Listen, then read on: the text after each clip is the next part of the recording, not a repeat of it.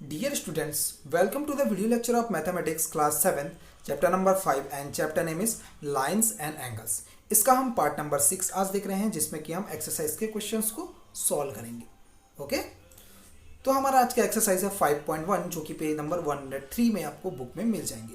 इसका question number 12 आज हम देखेंगे. ठीक है, क्वेश्चन नंबर 12 क्या है? Find the value of angles x, y and z in each of the following. ठीक है, तो इसमें क्या बोल रहा है, देखिए यहाँ पर एक डायग्राम बना हुआ है. ठीक है, इसका हम सेकंड नंबर क्वेश्चन आज हम देख रहे हैं. इसका फर्स्ट नंबर क्वेश्चन आपके लिए होमवर्क रहेगा. ठीक है, तो देखिए यहाँ पर एक डायग्राम बना हुआ है जिसमें कि x, y और z ये तीन एंगल्स दिए हुए हैं. इन तीनों एंगल्स की ही वैल्यू हमको फाइंड आउट करनी है इस डायग्राम से.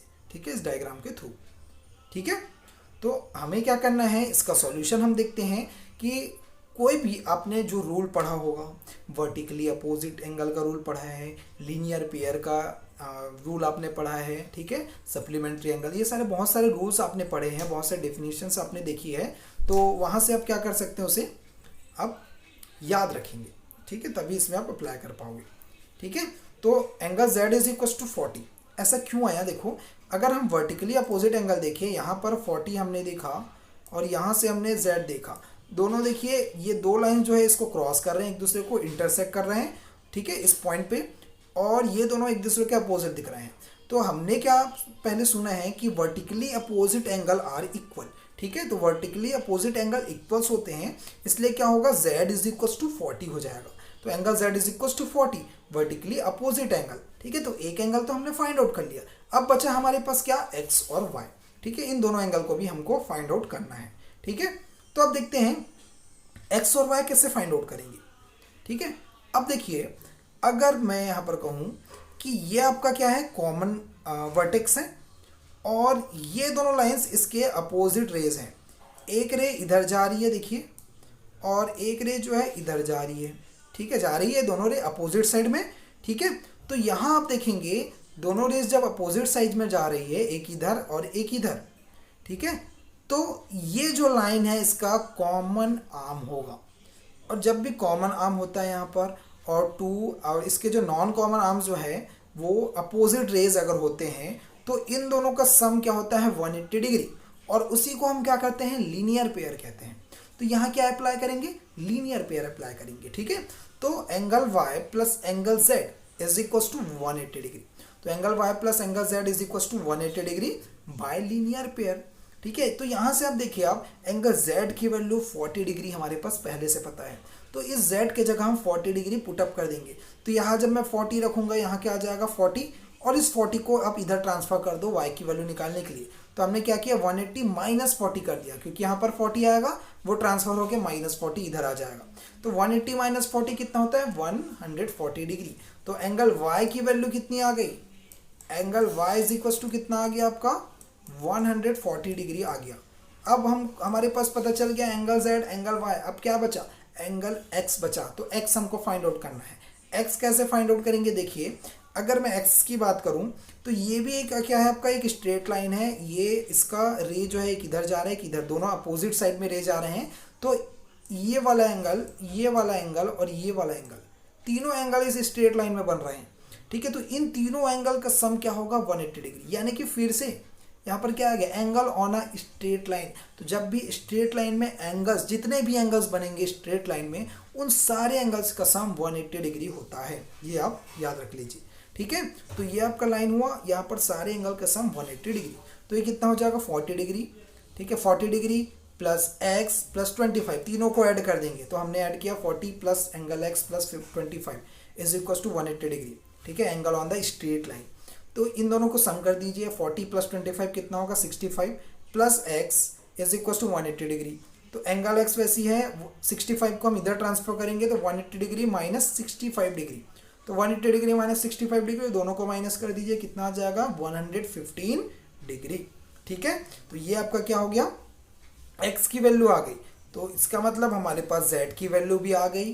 ठीक है, और y की वैल्यू भी आ गई और x की वैल्यू भी आ गई. तीनों एंगल हमने फाइंड आउट कर दिया. ठीक है, अब नेक्स्ट देखते हैं, क्वेश्चन नंबर 14 है, इन द एडजॉइंट फिगर. ठीक है, adjoining figure name the following pairs of angles. यहाँ पर कुछ क्वेश्चंस हैं ठीक है, इसमें इस एंगल के हमको क्या करना है, जो भी यहाँ पर ऑप्शन दिया हुआ है आपको, इन सब के लिए हमको एंगल्स बताने हैं। ठीक है, तो फर्स्ट हम देखें इसमें क्या है, ऑब्टूस वर्टिकली अपोजिट एंगल। ठीक है, वर्टिकली अपोजिट एंगल तो जानते हैं, लेकिन इसके लिए आपको क्या करना है, ऑब्टूस एंगल के लिए आपको निकालना है। ठीक है, तो यहाँ देखिए ऑब्टूस यानी कि मोर देन 90 डिग्री आपके पास होना चाहिए। ठीक है, जो भी एंगल होगा वो आपका ऑब्टूस एंगल होगा। ठीक है, तो आप अगर ध्यान दें तो यहाँ पर एक एंगल अगर मैं ये वाला ले लूँ, ठीक है, AOD एंगल, और इसके अपोजिट में एक एंगल ये बन रहा है, दोनों एक दूसरे के अपोजिट बन रहा है, तो ये दोनों क्या होंगे, एक तो ऑब्टूस है यानी कि 90 डिग्री से ज़्यादा है, और वर्टिकली अपोजिट भी है। ठीक है, तो angle AOD and angle BOC ये क्या होगा आपका, वर्टिकली अपोजिट एंड ऑब्टूस एंगल भी होगा। सेकेंड देखते हैं एडजेसेंट कॉम्प्लीमेंट्री एंगल। एडजेसेंट होना चाहिए और कॉम्प्लीमेंट्री एंगल भी होना चाहिए। तो क्या होगा आपके पास, देखिए एंगल EOA, ठीक है, EOA, और क्या आएगा आपका एंगल AOB। ठीक है, देखो EOA ये वाला एंगल बन रहा है आपके पास, या मैं इसको इरेज कर देता हूँ। अब देखिए ये वाला एंगल आपके पास बना, ठीक है, और ये वाला एंगल, दोनों को जब ऐड करेंगे तो ये टोटल 90 डिग्री बन रहा है। तो ये दोनों एंगल क्या होगा आपका, एडजेसेंट कॉम्प्लीमेंट्री एंगल, क्योंकि ये दोनों एक दूसरे से लगे हुए हैं। ठीक है, एक दूसरे के पास है, और कॉमन आर्म है और एक कॉमन वर्टेक्स है, इसलिए क्या होंगे, वो एडजेसेंट भी होंगे और कॉम्प्लीमेंट्री एंगल भी होंगे। Same as equal supplementary angles बोल रहे हैं। इक्वल सप्लीमेंट्री एंगल्स क्या होगा आपका, EOB, देखो EOB एंड EOD, देखो यहाँ से ये एंगल बन रहा है, यहाँ से ये एंगल बन रहा है, दोनों एंगल देखो इक्वल दिख रहे हैं, ये भी 90 दिख रहे हैं, ये भी 90 दिख रहे हैं। ठीक है, और एक स्ट्रेट लाइन में बन रहा है आपका, अपोजिट रेज हैं, तो ये क्या होगा आपका सप्लीमेंट्री एंगल होगा। ठीक है, वो भी इक्वल एंगल होंगे। अनइक्वल सप्लीमेंट्री एंगल क्या होंगे, जो कि इक्वल नहीं है। ठीक है, क्या होगा, देखो EOA एंड EOC, ये भी एक स्ट्रेट लाइन में बन रहा है, ये एंगल बन रहा है आपका, ये एंगल और ये एंगल, ये भी क्या होंगे आपके सप्लीमेंट्री होंगे, लेकिन क्या है, इक्वल नहीं है। लास्ट देखिए adjacent angle that do not form a linear pair. अब ऐसे एंगल्स देखने हैं हमको जो कि एडजेसेंट एंगल है लेकिन लीनियर पेयर नहीं रख रहे हैं। ठीक है, ये हमको देखना है। तो क्या होगा, देखा AOB ये एक एंगल, या इसको मैं इरेज कर देता हूँ सबसे पहले। ठीक है, देखो AOB ये हुआ आपका, ठीक है, और AOE ये वाला एंगल, देखिए कहीं से भी इन दोनों का सम 180 डिग्री नहीं आएगा। 180 कब आता है, जब एक स्ट्रेट लाइन बनती है। यहाँ स्ट्रेट नहीं बन रहा है, यहाँ से लाइन जाने के बाद इधर मुड़ गई, तो यहाँ पर 90 डिग्री बन रहा है, 180 नहीं बन रहा है, इसलिए ये क्या होगा, नॉन लीनियर पेयर होगा और एडजेसेंट भी होगा।